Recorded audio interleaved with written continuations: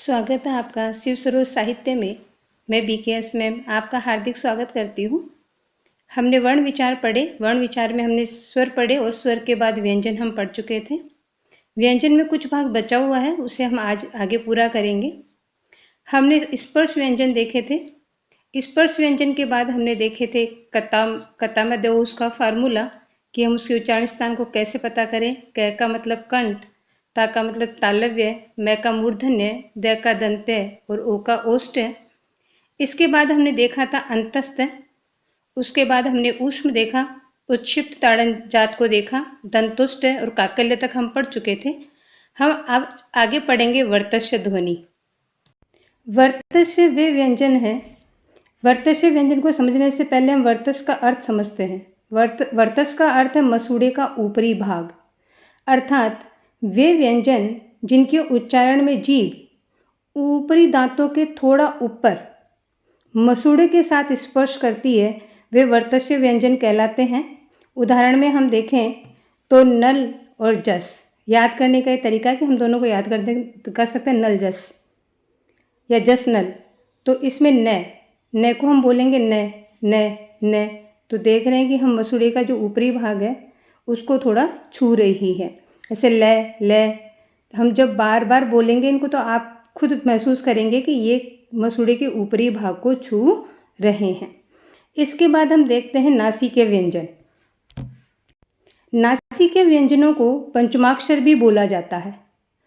अब नासिक के क्यों बोला जाता है और पंचमाक्षर क्यों बोला जाता है हम देखते हैं। नासिके शब्द बना है नासिका से और नासिका का अर्थ है नाक।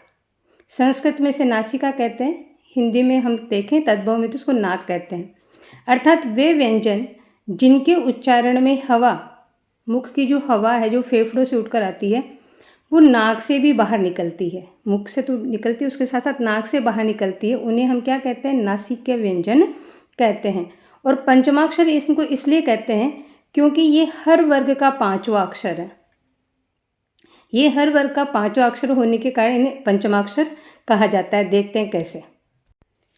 यहाँ हम देखें तो ये जो वर्ग है, क वर्ग, च वर्ग, ट, त और प वर्ग, इसका ये पांचवा अक्षर है।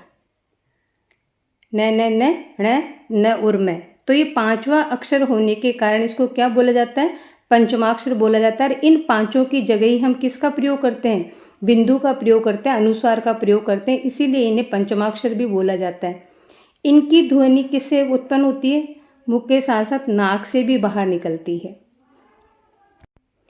इस कारण इन्हें पंचमाक्षर भी कहा जाता है क्योंकि ये हर वर्ग के कौन से अक्षर हैं, पांचवें अक्षर हैं। और इनका जो उच्चारण, नाक की ध्वनि, वो कई बार अनुस्वार अर्थात बिंदु की तरह भी प्रयोग में लिया जाता है।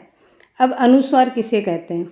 अनुस्वार का उच्चारण स्वर के बाद किया जाता है। जब इनको बोलते हैं स्वर या व्यंजन, उनके बाद इसका उच्चारण करते समय ध्वनि कहाँ से निकलेगी, नाक से निकलेगी। और लिखते समय स्वर और व्यंजन के ऊपर बिंदु के रूप में इसका क्या किया जाता है, इसका प्रयोग किया जाता है। एक बात और जो विशेष रूप से आपको ध्यान रखनी है वो कि अंतस्थ और ऊष्म। अंतस्थ हमने कौन से पढ़े, य, र, ल, व। और ऊष्म हमने कौन से पढ़े, स, श, स और है। इनसे पहले आने वाली ध्वनि भी अनुस्वार कहलाती है। अभी हम उदाहरण में देखेंगे। देखिए यहाँ पर, यह संसार, संसार, तो ये स है, तो ये हमारा कौन सा हुआ, ये ऊष्म व्यंजन हुआ। और ऊष्म व्यंजन से ये बिंदी पहले आने के कारण भी क्या करती है, अनुस्वार कहलाती है, इससे पहले आई है। इसी तरह हम देखें पंचमाक्षर को भी कि पंचमाक्षर में हम इसका प्रयोग करते हैं। तो यहाँ देखिए, यहाँ गंगा है। अब कोई बोले कि इसको पंचमाक्षर बदलो, तो ग से पहले हम देखेंगे कि इस बिंदु के बाद कौन सा अक्षर आया हुआ है, ग। तो हम इसको इस तरह से बदलेंगे, गंगा। तो जहाँ ये अनुस्वार लगा हुआ उसके जस्ट बाद हम देखेंगे कि कौन से वर्ग का अक्षर है, और उसी वर्ग का पांचवा अक्षर हम यहाँ पर हलंत लगाकर आधा करके कर देंगे क्योंकि पूरे नहीं हैं। ये पंचमाक्षर ये रहे और बिंदु की तरह इसका प्रयोग किया जा सकता है अनुस्वार की तरह। तो ये यहाँ पे इस तरह से लगा हुआ है।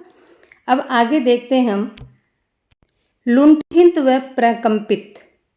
तो लुंठित का अर्थ क्या है, लुंठित शब्द का अर्थ है लुढ़कना, और प्रकंपित शब्द का अर्थ है कांपना, अर्थात जो लुढ़कता है या कांपता है। तो वे व्यंजन जो लुढ़कते हैं या कांपते हैं उन्हें हम लुंठित या प्रकंपित कहते हैं। तो कौन सा व्यंजन है? वो है हमारा रे, जो लुढ़कता है। जब हम बोलते हैं रे रे रे, तो जीभ हमारी आगे की ओर लुढ़क रही है, ऐसे लग रही है कांप रही है, तो इसलिए इसे लुंठित या प्रकंपित कहा जाता है।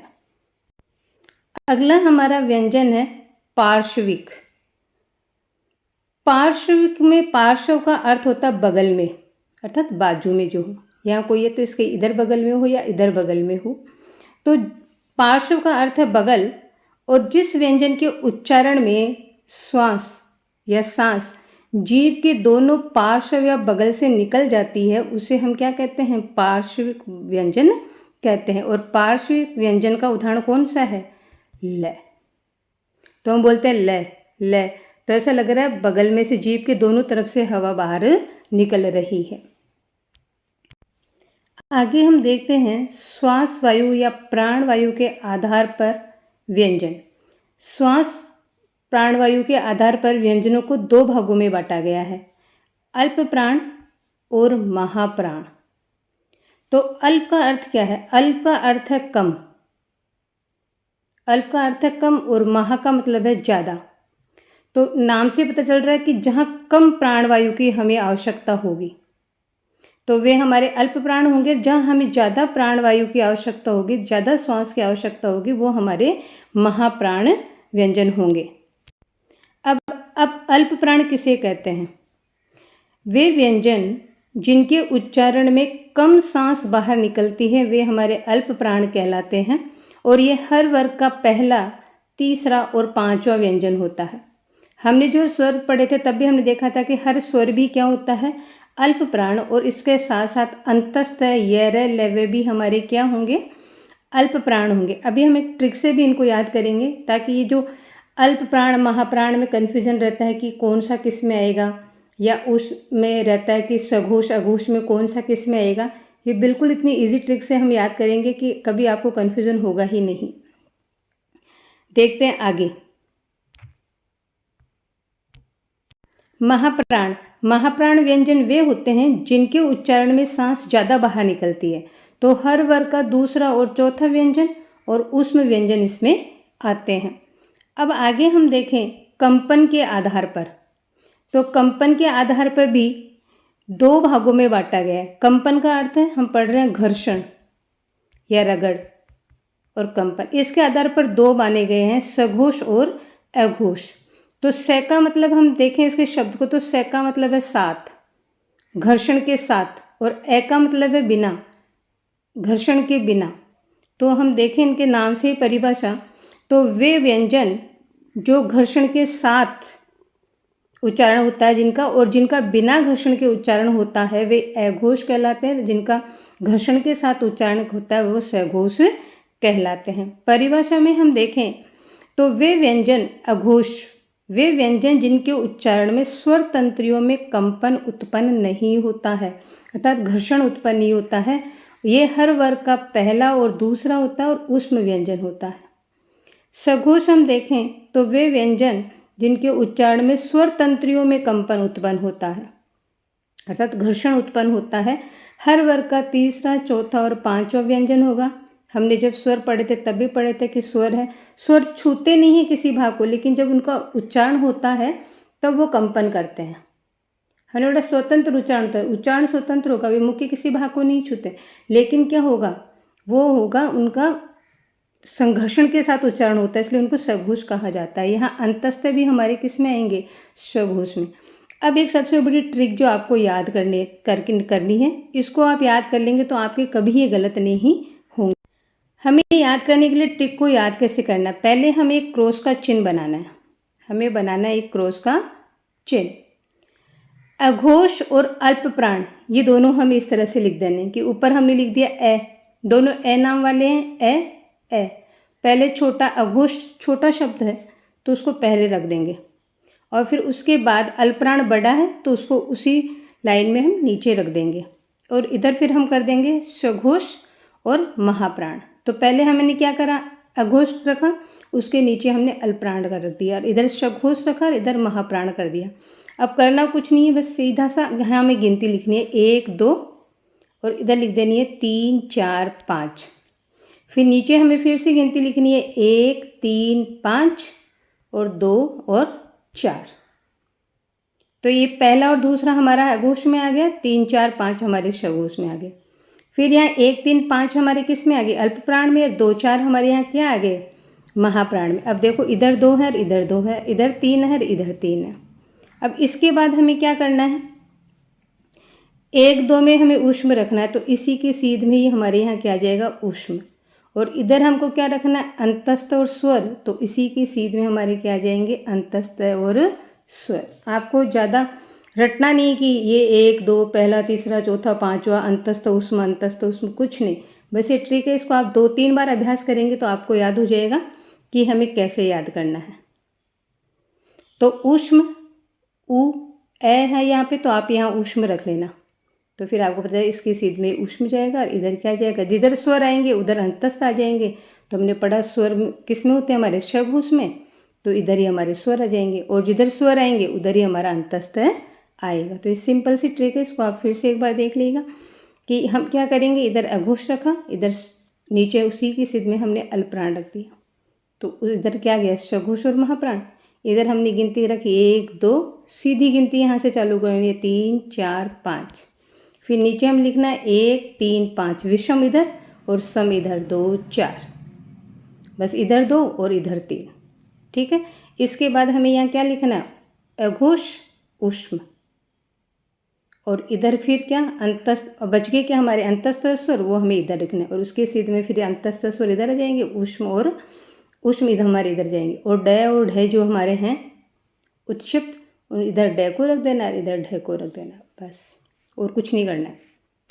इसके बाद हम देखते हैं गृहीत व्यंजन या आगत व्यंजन ध्वनियाँ। हमने पहले आगत स्वर देखा था, एक ये हमने क्या देखा था, आगत स्वर देखा था। अब हम देखते हैं आगत व्यंजन ध्वनियाँ कौन कौन सी हैं। गृहीत का अर्थ होता है ग्रहण करना, अर्थात लेना कहीं से।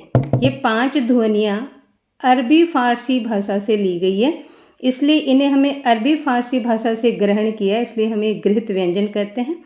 और ये व्यंजन कौन कौन से हैं, ये है हमारे क ख ग ज फ। अब इनके नीचे क्या लगा हुआ है, ये बिंदु लगी हुई है क के नीचे, इस तरह से ख के नीचे, तो इसको हम बोलते हैं नुक्ता।